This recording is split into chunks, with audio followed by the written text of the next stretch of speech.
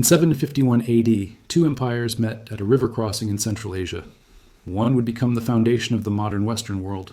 The other would quietly build a system so resilient it's still operating today under different names. The battle lasted 3 days. The West calls it a footnote. The East calls it the moment everything changed. Here's what they don't tell you. The empire that lost that battle would survive another 150 years. The empire that won would fracture within a century. This wasn't about military strength. It was about something historians consistently ignore when they talk about power. The Tang Dynasty didn't just rule China. It created the blueprint for how Asian power systems absorb catastrophic failure without collapsing. And if you think that sounds like ancient history, watch what happens when modern economies face the same stress tests the Tang designed for. Forget everything you've been told about empires rising and falling in neat cycles. That's a Western framework applied to a fundamentally different operating system. When the Tang Dynasty began in 618 AD, China had just survived 60 years of what modern analysts would call state failure. The Sui Dynasty hadn't just collapsed, it had vaporized. Massive infrastructure projects, endless wars, a tax system that extracted everything until there was nothing left to extract. Standard story says a general named Li Yuan seized the throne and founded the Tang. That's technically accurate and completely useless. Because the real question isn't who took power, it's why the system didn't eat him alive the same way it destroyed the Sui emperors. Here's the detail that changes everything. Li Yuan's son, Emperor Taizong, killed his brothers, forced his father to abdicate, and took the throne in 626 through what any modern observer would call a violent coup. Brutal, efficient, absolutely necessary. But what he did next is what separates functional power systems from ones that burn through legitimacy in a generation. He cut government, not reformed it, cut it. Fewer officials meant fewer extraction points. Fewer extraction points meant less corruption. Less corruption meant the system could actually deliver what it promised instead of just taking. This wasn't morality, this was engineering. Taizong looked at the collapsed Sui system and asked a question Western rulers almost never ask. What if the problem isn't that we don't have enough control, but that we're trying to control too much? Think about that for a second. An emperor who just murdered his way to power immediately reduces his own administrative capacity. That's not how conquering rulers behave. That's how systems architects behave when they understand the difference between power and control. But here's where it gets uncomfortable. Taizong created a food reserve system, regional grain storage managed by local administrators, but monitored by the central government. Famines didn't destroy entire provinces anymore because the system had built-in redundancy. When one region failed, resources moved. Not through charity, through designed obligation. You're watching the invention of systematic crisis absorption. Not crisis prevention. Absorption. The system assumed failure would happen. It designed for it. Western empires at the same time were still building everything around the assumption that good leadership prevents crisis. The Tang built around the assumption that crisis is constant and leadership is temporary. Now watch what happens when you combine that mindset with expansion. The Tang didn't conquer territory the way Rome did. Rome absorbed provinces and forced them into the Roman system. The Tang did something far more efficient. They conquered the trade routes, not the territories. By 657 AD, they controlled every significant node on the Silk Road from Korea to modern Afghanistan, over 3.5 million square miles, larger than Rome at its peak. But here's the thing historians breeze past. They didn't try to govern most of it. They set up protectorates, military garrisons at strategic points. Local rulers kept power as long as they maintained stability and kept trade flowing. The Tang collected tribute, not taxes. They monitored loyalty, not daily administration. This is why they could field armies of 200,000 troops thousands of miles from the capital without the logistics collapsing. They weren't managing provinces. They were managing networks. Notice the pattern. Reduce direct control, increase systematic influence. Govern less, monitor more. Accept that peripheral regions will operate differently as long as the core functions stay intact. These aren't abstract principles. These are design choices that determine whether a system scales or implodes under its own weight. And here's the warning sign everyone missed at the time. This only works if the center holds, if the monitoring system breaks down, if the core loses legitimacy, the whole network doesn't gradually decline. It fragments instantly. There's no middle ground. So here's the question, and it's not rhetorical. If you were designing a power system from scratch today, Would you build for control or for resilience? Because you can't optimize for both. Control requires centralization. Resilience requires distributed authority. The Tang chose resilience, and for 130 years it worked better than any empire the world had seen. But that choice created a specific vulnerability, one the Tang thought they had engineered around. They were wrong, and when the system broke, it broke in exactly the way the design predicted it would. Drop a comment if you see where this is going. Because what happened next isn't just Chinese history, it's a stress test every modern system eventually faces. While the Tang military machine was conquering half of Asia, something else was happening. Something that looked like cultural flourishing, but was actually the second half of their power system. The part Western analysis almost never recognizes as strategy. The capital city of Chang'an became the largest city on Earth. Over 1 million people inside the walls, 3 million in the metropolitan area in the 8th century. London and Paris were villages by comparison. But size isn't the point. The point is who lived there, and why the Tang invited them. Walk through Chang'an in 750 AD, and you'd hear a dozen languages before reaching the end of the first street. Persian merchants, Arab traders, Indian monks, Korean students, Japanese envoys, Turkish generals commanding Chinese armies. This wasn't diversity for its own sake. This was strategic infrastructure disguised as culture. Here's what Western historians miss. The Tang engineered cosmopolitanism deliberately. You can't control the Silk Road with military garrisons alone. You need people who speak the languages, understand the customs, know the routes, have family connections from Korea to Persia. So the Tang recruited foreigners, reduced their taxes, appointed non-Chinese generals to high command, created districts where foreign communities governed themselves as long as they kept peace. Zoroastrian temples, Nestorian churches, synagogues, mosques. The Great Mosque built in 742 still stands. Buddhism, Taoism, Confucianism coexisting alongside them. For over a century, Tang China was the most religiously diverse society on earth. Not because they believed in religious freedom, because religious networks were trade networks, and trade networks were intelligence networks. A Sogdian merchant in Chang'an has family running caravanserais across Central Asia. A Persian Muslim has connections in Baghdad. These aren't just traders, they're nodes in an information system monitoring what happens thousands of miles away without direct control. Notice the pattern. Indirect influence through systematic connection. The Tang created incentives for talented people to voluntarily integrate while maintaining their identities. And Lu Xun, who would nearly destroy the empire, was mixed Turkic and Sogdian. Gao Xianji, who led Central Asian campaigns, was Korean. The Tang judged capability, not origin, not idealism, systematic efficiency. Simultaneously, the Tang ran the most rigorous meritocratic examination system the world had seen. Civil service exams tested classical literature, philosophy, history, poetry. The system wasn't designed to be fair. It created specific administrators, educated in classical Chinese values who understood prosperity, came from managing diverse peoples and facilitating trade. Exams filtered for cultural loyalty, while the cosmopolitan capital trained practical competence. Two systems in tension, producing administrators thinking in universal principles while governing specific realities. Tang poetry from this era is still memorized. Li Bai, Du Fu, Wang Wei, products of a system valuing cultural sophistication as soft power.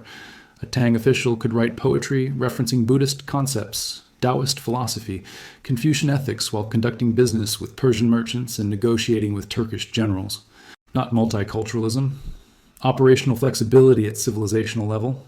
Art, poetry, religious tolerance, all infrastructure enabling economic and military systems to function across impossible distances. Technology advanced through this. Woodblock printing emerged. Papermaking spread west, reaching the Middle East by the 8th century, changing literacy rates across civilizations. Through trade networks maintained by cosmopolitan cities, protected by garrisons, funded by tribute from protectorates, governed by local rulers, loyal to a distant emperor. Every piece connected. Remove one and the whole thing fragments. The Tang peaked under Emperor Xuanzong early 8th century. Population over 50 million. Economy booming. Military controlling Korea to Afghanistan. Chang'an, center of the civilized world. By every metric, the apex. But the system was already stressed, not from external enemies, from its own success. The network had grown so large that monitoring required massive frontier military resources. Frontier armies commanded by regional governors, jidushi, who controlled troops, taxes, local administration. Provincial governors with private armies. The Tang thought they'd engineered around this. Jidushi appointed centrally, rotated regularly, checked through bronze token systems. Theory, perfect control. Practice, single point of failure. If a jidushi rebelled with loyal troops, tokens meant nothing. If that happened far from the capital, where locals connected more to their governor than a distant emperor, the network would fragment along the lines the system created. Here's the question. When you build a system scaling through distributed authority, how do you prevent distributed parts from realizing they don't need the center? Romans tried direct control, exhausted themselves. Tang tried indirect influence, created potential rivals. Every empire faces this. No solution. Only different failure modes. Drop a comet, which survives longer under pressure. Centralized control burning resources, or distributed networks risking fragmentation. Because in 751, stress fractures were forming. Military governors at edges had more soldiers, wealth, local legitimacy than many kingdoms. The cosmopolitan system making the empire rich meant frontier regions had their own identities, and one commander, Lucian, controlling frontier armies in the northeast, was about to ask what every distributed network eventually faces. What happens when a node realizes it's powerful enough to operate independently? The answer would redefine imperial collapse. What came next wasn't the Tang's end. 8 years of civil war killing tens of millions, destroying the cosmopolitan capital, shattering the Silk Road network, forcing the system to survive in completely different form. The Tang would last another 150 years after Enlushan's rebellion, but by abandoning almost everything that made them powerful. That transformation, how a system survives by becoming unrecognizable, explains more about modern geopolitics than any battle or emperor ever could. In 755, Enlushan commanded over 200,000 battle-hardened troops on the northeastern frontier. He controlled 3 military districts, collected taxes, appointed administrators. On paper, a Tang general. In practice, running an independent state that paid tribute to Chang'an. The system designed to prevent this created the conditions making it possible, and Lushan rebelled because the system's logic told him he could win. Within months, his armies captured Luoyang, then Chang'an. Emperor Xuanzong fled. The cosmopolitan capital occupied by a frontier general who understood the Tang weakness. The center only held while the periphery believed connection was worthwhile. Here's what makes this different. It didn't succeed. The Tang called in favors across their network. Uyghur cavalry, Tibetan allies, loyal generals. They won because enough nodes decided the system was worth preserving. But the cost was catastrophic. 8 years of civil war, between 13 and 36 million dead, potentially a sixth of the population. Cities destroyed, Silk Road networks shattered, Chang'an sacked, the cosmopolitan infrastructure gone. The Tang survived 150 more years. But as something completely different. They abandoned frontier protectorates, lost Central Asia to Tibet and rising Islamic powers. Regional governors became effectively independent warlords nominally acknowledging Tang authority. The cosmopolitan capital never recovered. Massacres of foreign merchants in 760 Yangzhou, then 878, 879 Guangzhou, over 100,000 killed. Openness replaced by xenophobia. Central government lost tax collection in most provinces, couldn't field large armies, couldn't project power beyond the capital region. By every metric defining Tang greatness, territory, military strength, cosmopolitan culture, economic reach, they had failed, but didn't collapse. They adapted into a hollow center that provincial powers chose to recognize for legitimacy. The emperor became a symbol warlords fought over, not actual power they obeyed. Not decline. Transformation, where formal authority and actual power completely separated. Late Tang emperors had almost no military force. Provincial governors fought constantly, economy fractured. But the system persisted because central authority symbol remained valuable. Independent warlords wanted sons passing civil service exams, wanted imperial titles, used Tang administrative language. The system became a cultural framework surviving after political and military power evaporated. Not weakness, a different kind of strength. When a system faces catastrophic failure, which parts do you abandon to save the core? The Tang gave up territory, military power, economic control, cosmopolitan culture, kept legitimacy as an idea, was that right? Drop a comment, because every stressed system eventually faces this. Fight to maintain everything and risk collapse, or strategically retreat to what can be defended. The Tang ended in 907. China fragmented into 5 dynasties and 10 kingdoms, 50 years of competing states.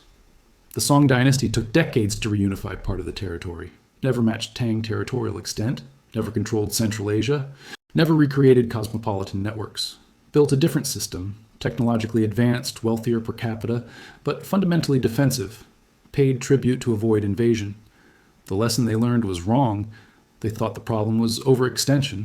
The actual problem was monitoring systems couldn't scale with the network they managed. Why this matters today.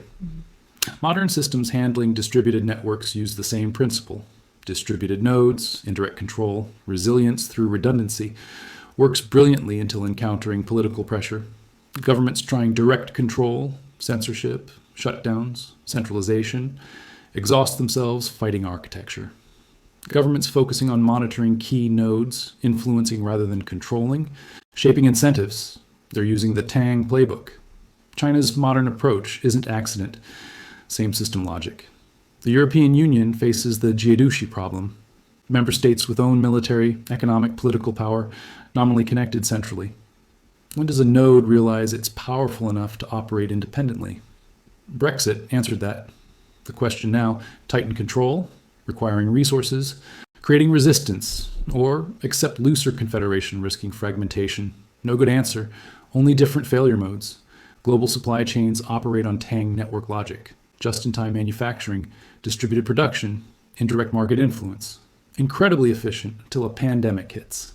Then you discover resilience requires redundancy, and redundancy costs money, optimized systems eliminated. Companies surviving weren't most efficient. They built in slack, maintained multiple suppliers, accepted higher costs for crisis absorption. 3 takeaways. First, systems scaling through distributed authority don't fail gradually. They fragment suddenly when nodes realize they don't need the center. Second, survival often means becoming unrecognizable, keeping symbolic authority while abandoning actual power. Third, the choice between control and resilience isn't one time. It's constant recalibration. Most systems get wrong until pressure forces adaptation. The Tang's real significance isn't the power it achieved. It's the survival mechanism it revealed. A system absorbing catastrophic failure, transforming fundamentally, persisting 150 years on legitimacy alone, not a story about power. A story about how systems survive when power fails. We're living through the same stress test, global institutions losing actual power while maintaining symbolic authority, economic systems fragmenting while financial networks stay connected, cultural frameworks persisting after material conditions creating them changed. The patterns don't repeat exactly, but they rhyme. The question isn't whether your preferred system will face the same pressure. It's whether you'll recognize the warning signs before the network fragments. Because by the time frontier generals realize they don't need the capital, the choice isn't whether to change, it's whether you survive the transformation. If you want to understand how power actually works beneath official stories, this channel breaks down the systems history books talk around. The next shift is already forming. The question is whether you'll see it coming.